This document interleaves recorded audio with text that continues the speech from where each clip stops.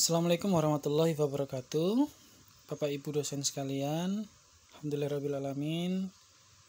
Hari ini saya akan menyampaikan terkait dengan sosialisasi hibah internal program pengabdian kepada masyarakat tahun 2021, yang sebetulnya ini sudah kami sampaikan di beberapa saat yang lalu. Hanya saja saya berharap ini nanti akan lebih aplikatif dalam proses submit maupun pada proses pelaksanaan kegiatan program pengabdian kepada masyarakat di tahun 2021. Yang seperti saya sampaikan bahwa pendanaan pelaksanaan program pengabdian kepada masyarakat tahun 2021 sebesar 5 juta rupiah. Saya ingatkan kembali 5 juta rupiah.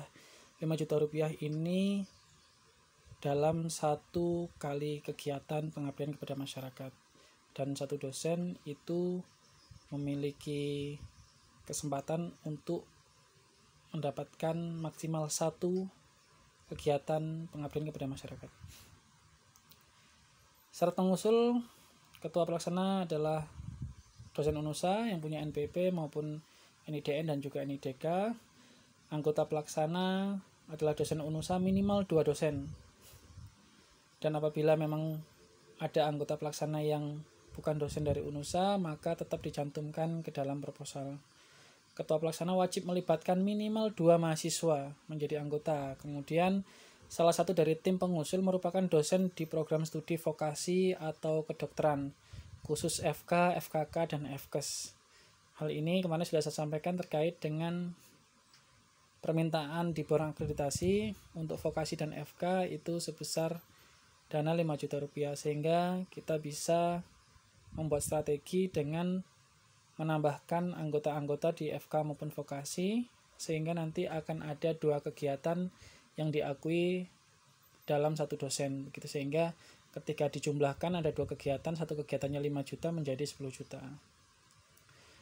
Kemudian ini yang penting juga adalah iptek yang diterapkan merupakan hasil penelitian tim pengusul.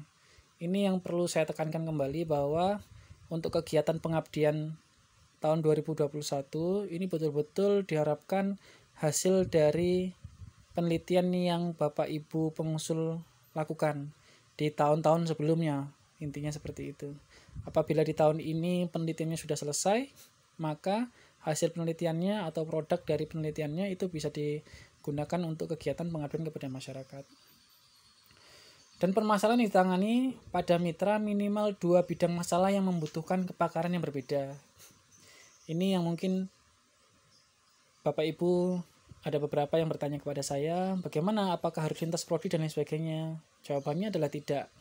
Apabila memang memungkinkan untuk dilakukan di satu prodi, misalkan seperti itu. Misalkan saya di D3 keperawatan, saya concern di keperawatan medikal bedah, tetapi ada juga dosen kami yang concernnya di keperawatan komunitas misalkan, sehingga saya bisa menerapkan 2 bidang ilmu tersebut ke dalam satu kegiatan.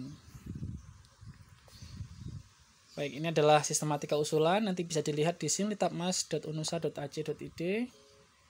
Kemudian jangka waktu pelaksanaannya selama 8 bulan. Ini adalah luaran wajib dan luaran tambahan. Mohon maaf, yang di bawah itu adalah luaran tambahan. Jadi luaran wajib ini keempat-empatnya wajib dipenuhi oleh setiap dosen. Gitu ya. Jadi 4-4-nya, tidak boleh hanya salah satu. Keempat-empatnya harus sudah selesai. Kemudian apabila Bapak Ibu memiliki luaran yang lain, contohnya adalah hak cipta, paten, kemudian ada buku ajar maupun modul, dipersilakan untuk juga ditambahkan menjadi luaran tambahan. Yang kesemuanya nanti akan diupload di Simlitapmas yang sudah disiapkan oleh tim IT bekerjasama dengan LPPM. Kemudian ini adalah sistematika laporan PPM. Kemudian ini adalah sanksi.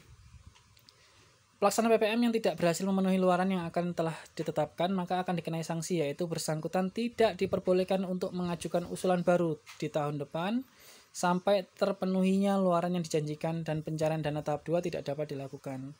Kemudian yang kedua, bagi dosen yang melakukan usulan proposal pengabdian dan melebihi batas waktu yang telah ditentukan, maka dosen tersebut masih tetap diperbolehkan melakukan kegiatan PPM, hanya saja tanpa menggunakan dana UNUSA atau menggunakan dana mandiri. Kemudian ini adalah timeline pelaksanaan PPM, di mana di bulan ini Februari adalah proses untuk usulan proposal, kemudian ada seleksi di bulan Maret, pengumumannya pun bulan Maret dan lain sebagainya. Kemudian ini adalah timeline secara detailnya. Insya Allah kita akan mengacu pada timeline ini. Sebisa mungkin kita tidak ada pergeseran di waktu-waktu tersebut. Apabila ada, nanti akan kami menyesuaikan waktunya agar tidak terlalu jauh dengan apa yang sudah kami rencanakan. Oke, ini adalah kegiatan pendukungnya. Insya Allah nanti di bulan Oktober akan ada seminar nasional pengabdian kepada masyarakat. Nah, ini adalah cara submit proposal PPM. Yang pertama, buka di website simlitapmas.unusa.ac.id, kemudian pilih login, lalu masukkan username dan juga password. Username dan juga password ini masuk ke dalam SIM UNUSA, okay? Jadi yang biasa menggunakan SIM UNUSA, ID username dan passwordnya itu yang digunakan untuk login di Simlitapmas. Kemudian pilih menu pengabdian, lalu pilih usulan pengabdian. Kemudian akan muncul gambar seperti ini. Bapak Ibu bisa pilih tambah, kemudian menambahkan usulan proposal PPM. Baik, nanti akan muncul tampilan demikian. Ada kolom-kolom seperti itu. Silakan untuk masukkan judul pengabdian dan hal-hal yang ada dalam kolom yang ada di sistem. Itu ada ringkasan dan keseluruhannya itu ada batas maksimal kata. Contoh, ringkasan ada 500 kata, kemudian di kata kunci ada 5 kata, di pendahuluan ini akan ada 2000 kata, sehingga harapannya Bapak Ibu semua ini tidak melebihi kata yang sudah ditetapkan. Karena kalau melebihi, secara otomatis sistem akan menghentikan kata yang sudah ditetapkan di terakhir, begitu ya.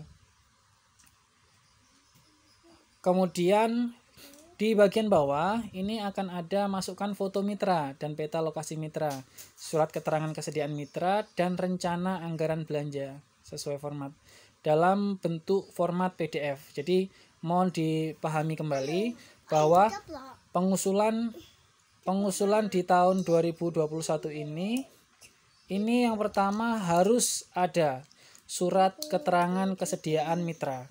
Jadi kenapa ini dibuat? Karena untuk melatih Bapak Ibu semua dalam memperoleh hibah-hibah di eksternal, begitu. Artinya hibah-hibah di eksternal itu meminta untuk di awal itu memang ada kesediaan terlebih dahulu dari mitra yang bersangkutan untuk menjadi mitra untuk kegiatan PPM Bapak Ibu semua.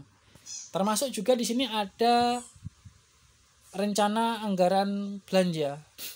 Rencana anggaran belanja kemarin saya sudah menyampaikan di grup, ada Excel terkait rencana anggaran belanja. Silahkan Bapak Ibu pilih yang memang sesuai dengan apa yang mau dikerjakan. Jadi tidak perlu semua dimasukkan, begitu ya.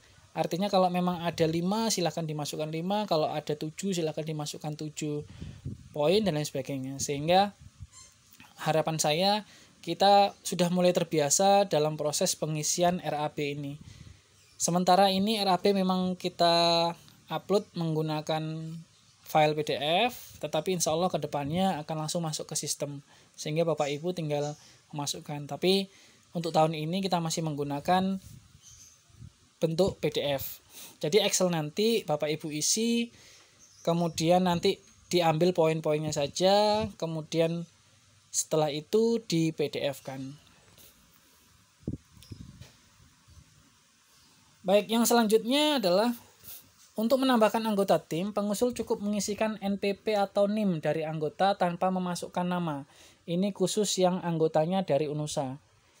Tetapi apabila ada tim yang berasal dari luar UNUSA, maka memasukkan NIK dan nama lengkap anggota. Lalu pilih simpan, nanti akan langsung terhubung di kotak yang terbawah. Jadi nama anggotanya sudah muncul. Tadi saya ingatkan kembali bahwa minimal harus ada 2 dosen dan minimal harus ada 2 mahasiswa. Baik, demikianlah penjelasan singkat dari kami, dari tim bidang 3. Saya berharap Bapak Ibu semua tidak ada mengalami kendala dalam proses submit proposal ini. Apabila nanti ada kendala, kami sangat membuka diri untuk diskusi terkait hal tersebut. Terima kasih banyak atas semangat Bapak Ibu semua. Semoga Allah mudahkan niat baik kita untuk membantu masyarakat dalam segala aspek yang telah kita rencanakan. Demikian dari saya akhiri. Wassalamualaikum warahmatullahi wabarakatuh.